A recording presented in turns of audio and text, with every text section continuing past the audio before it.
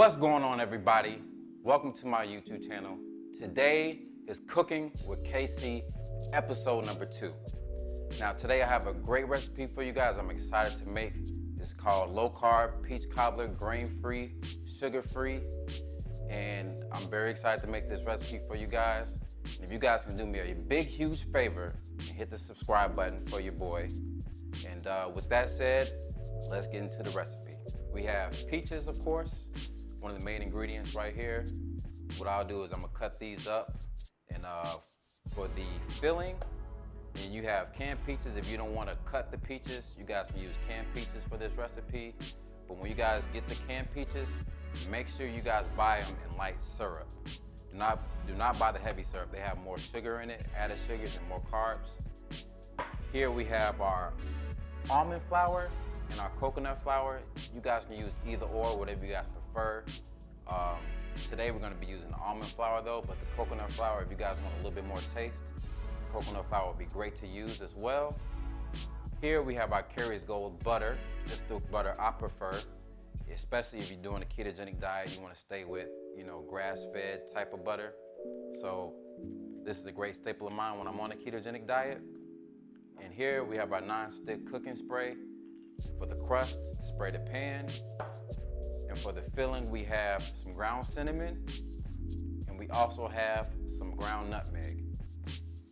And stevia, we'll be using this for our sugar alternative. You guys can use Splenda as well, but I prefer stevia. Measuring cup, people. Tablespoons, teaspoons, knives, rolling pin, wax paper. And that's pretty much all the things that we're going to use today. So with that said, let's get into the recipe. Let's go. All right, people, step number 1, what you guys want to do always is wash your hands before you guys dig into this thing. So I'll wash my hands real quick.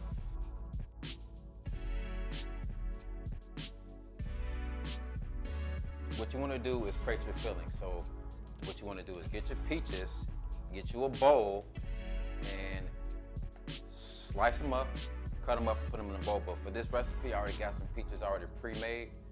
But I want to show you guys how I cut my peaches.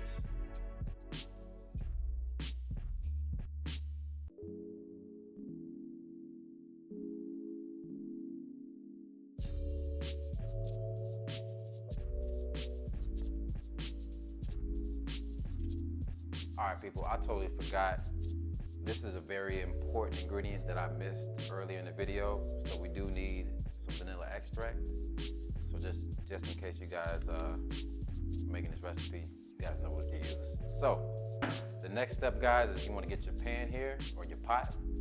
And what we have here is our fresh peaches, nicely cut. You just want to put them right in there, like that. All right. Carrier's Gold butter. Now for this filling, we're using 2 sticks of butter. So basically what I'm gonna do is melt this butter down just to make it easier on us.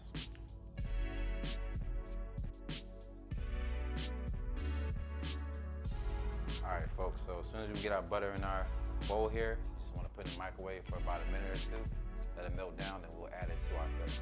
All right, folks, so the next step, what we guys wanna do is, we got our ground cinnamon here. So you guys want to just open this up like such. What you guys want to do is get you 2 teaspoons of cinnamon. Throw it in your pan. The next step is you get you some nutmeg, and you want to add 1 tablespoon of nutmeg.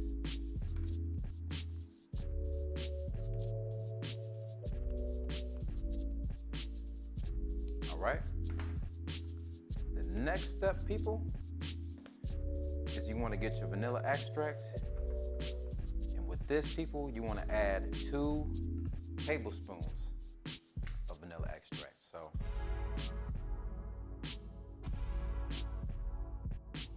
all right. So what we're going to do now is put our stevia into this filling. So what you guys want to do is get a cup of stevia. And all we're going to do is get our little measuring cup here. We're just going to measure out a cup. Add that to the mixture there, people. Now, another thing, people, is stevia.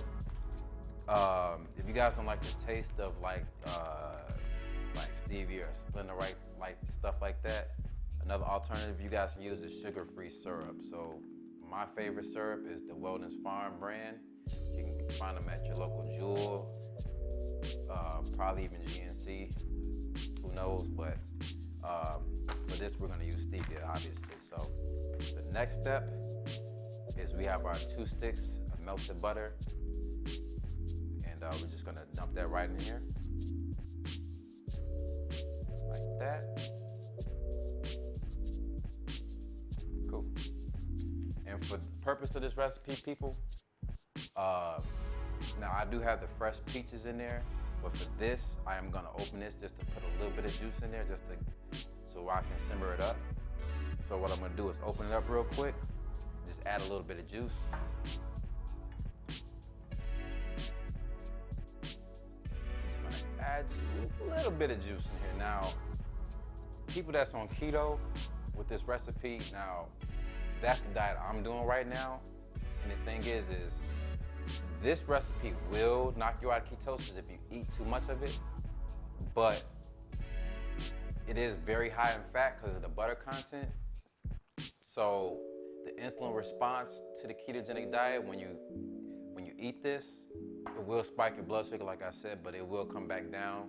I've experienced it. So I'm just letting you guys, forewarning you guys, if you're on a ketogenic diet, do not eat too much of this, because it does have some added sugars in it, and of course peaches is fruit, it has sugar. So that's that. The next step, guys, is what you want to do, just mix all this together. Mix all your ingredients together, people. Give it that nice consistency.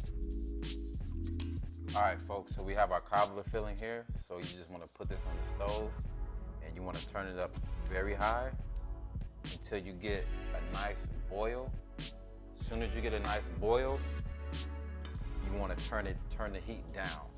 So as soon as you turn the heat down after you get your boil, you want to let it sit for about an hour. The next step we got is we're going to make our crust to our low-carb peach cobbler. What we'll be using is almond flour. You need a stick of butter. And I forgot one thing, people.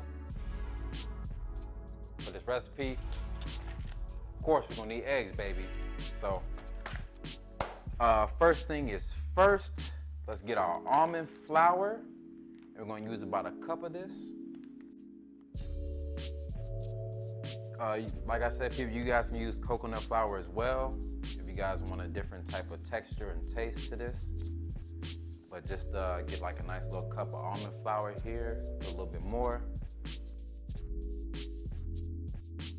All right, people, so you want to get you a nice bowl, people. You just want to dump your almond flour in there. Get you a stick of butter. And what you guys want to do is get you about 2 to 3 eggs. You know what I'm saying? 2 might be enough, but for this recipe, we're going to use 3. All right, people, so as soon as you guys have your 3 ingredients in the bowl, what you guys want to do is get a fork.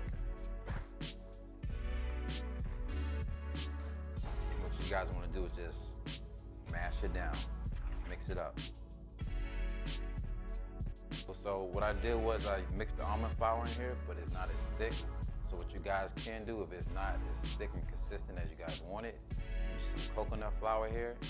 Just add about a half a cup, just so it can be a little bit more consistent. All right, I'm gonna add that to the recipe, and we're gonna continue to mix until we get the consistency that we want. So what you guys want to do when you guys roll out your dough, you get you some wax paper. And what I do is I do about 2 sheets. Excuse me, I'm sorry. And just lightly spray a little bit of coconut flour over the wax paper, like that. Then we're going to take our crust here, and we're going to make a little dough ball. So you guys want a nice consistency like this when you guys are making this crust. So What I'm gonna do is use about half for the bottom layer, and I'm gonna use the second half for the top layer. So I'm gonna show you guys how I roll out the bottom layer. So what you guys wanna do is just make sure it's nice and flat. And what you guys wanna do is take your coconut flour, sprinkle just a little bit on top, flip it over, sprinkle a little bit like that. Then what you guys can do is get your rolling pin and just lightly roll it. All right, folks, the next step is you guys want to get you some non-stick cooking spray.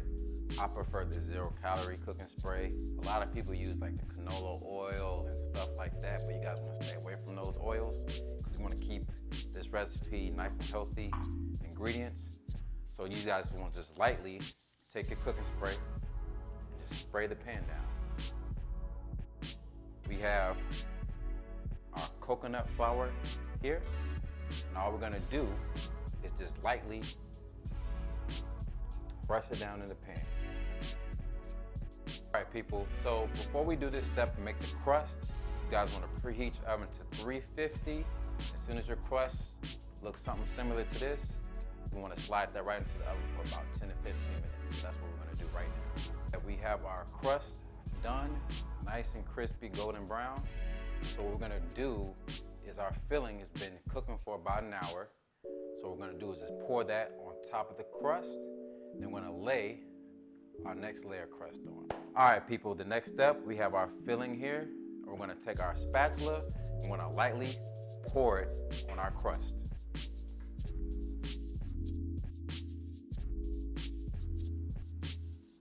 And make sure you guys pat it down when you guys are putting it on the crust. You want to take your second layer of crust and layer it on top of your filling. So you guys might need 2 people for this because this crust here, it is kind of thin with the almond flour. So let's get into it. So we just put our second layer of crust on top of our filling. So the next step is we're gonna throw it in the oven at 350 degrees for about 40 minutes to an hour. However, you know what I'm saying, if it starts to look kind of brown and crisp and looks like it's ready to go, you can take it out the oven. All right, people, this is our finished product. This is our low-carb peach cobbler, and we have a little sample here. So what I'm gonna do is dig in and give it a taste test. KC Fitted approved, baby. That was great. All right, people, this was our low-carb peach cobbler. I hope you guys enjoyed this video. You guys can do me a big, huge favor and hit the like button. And make sure you guys share this video so the channel continues to grow. And make sure you guys comment down below and let me know what recipes you guys want to see. And again, I just want to say thank you guys for watching. I love each and every one of you. And I'll see you guys in the next one. Peace.